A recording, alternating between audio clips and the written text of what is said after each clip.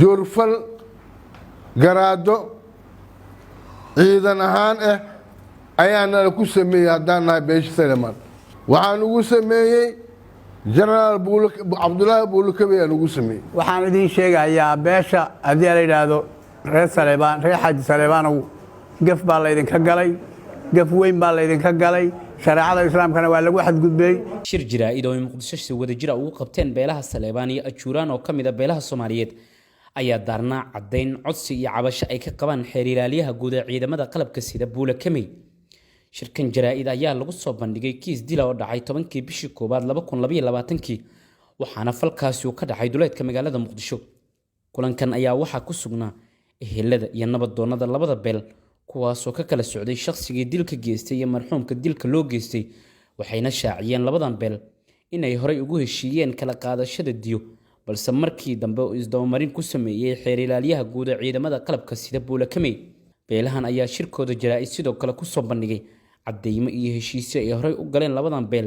iyagoona sheegay in xeer ilaalinta ciidamada ay balmartay heshiisyo ay wada galeen labadan beel waxaan ka cabanaynaa heshiisku waa ka halkaas uu ku qoran yahay nootayaan ku tagnay adooga masawirkiisii iyo habarta iyo naagtoo qaba waa kuwaasa nabadoonadiisina waa kaas bagaan waa tii heshiisku waxaynay tanna waxaa lagu waxeeyay odayaashii odagii iyo hooyo iyo gabadhii uu qabay waxay cadeynayaan annagoo maskaxdayna fiican tahay oo aan nala qasbin heshiiskaas inaan qaadanay raallina ku nahay tolkayna uga dambayno intaas ka bacdi waxaa dhacday arrin lama filaan ah oo dulmi nagu ah oo joorfal nagu ah oo binaal shariicada islaamka iyo binaalka midna nas ku lahayn maalin maalmaha ka mid ah ayaa 30kii 28kii bishii 9aad ayaanu maxkamadda tagnay dhowr maraan nabadoonada oo waxaad garanaysaa ujuuraan iyo anagu waday fariisanay lacagtii waa naga taala waa naga diyaaran kaalay noo keen qaalin niri lacagtii markaa inta soo diyaarinay oo muddadii intaan la gaarin wiilkiiba maandaato loo soo gooyay asoo iskool booliisiya ku jira dhaqan toosin ku jira ayaa waxaan maqalnay wiilku waa la soo xiro si ay dhihi jira wariyaa xire waxa xire xeeraaliyaha guud ee magaranaysa maxkamadda ciidamada qalabka sida xoolahaas inay qaataan aan ku heshiinay waa naga soo dhamaatay waa u soo diyaarinay maxkamadda darajada koobaad oo horboodaya General Buulakabe oo isbiirsaday waxay nagu xukumeen dil toogasho ah waxaana shariicada islaamka iyo binaalka labadaba diidaya oo burinaya warqadaas oo adooga masawirkiisa iyo saxiix saaran yahay oo gacan ku dhiiglaha noqday oo walaalkiis alla ku sababay ka bacdina eheladii iskugu timid in laga heshiiyay in laga wada fariistay in mag laga bixiyay qayb la dhiibay qaybna ay u mudaysnayd oo wal kala qortay qoraal lagu muujiyay intaas waa cadeynta waa laga wada hadlay oo laga heshiiyay mag lagu heshiiyay qayb la bixiyay qaybna ay mudaysnayd qoraal le nootaaya sharciga laga qoray sawir iyo saxiix iyo suul la kala qaatay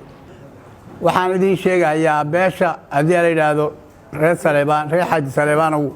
gaf baa la idin ka galay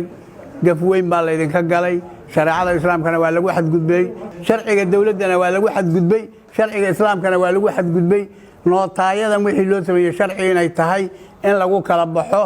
in markii la galo wixii lagu heshiiyay ay fulaan taas iyadu waa laga gudbay waxaad moodaa in la jajabiyaad moodaa waxaasina wax aan idin quudna annagu maaha ajuuraan idinma quuro makas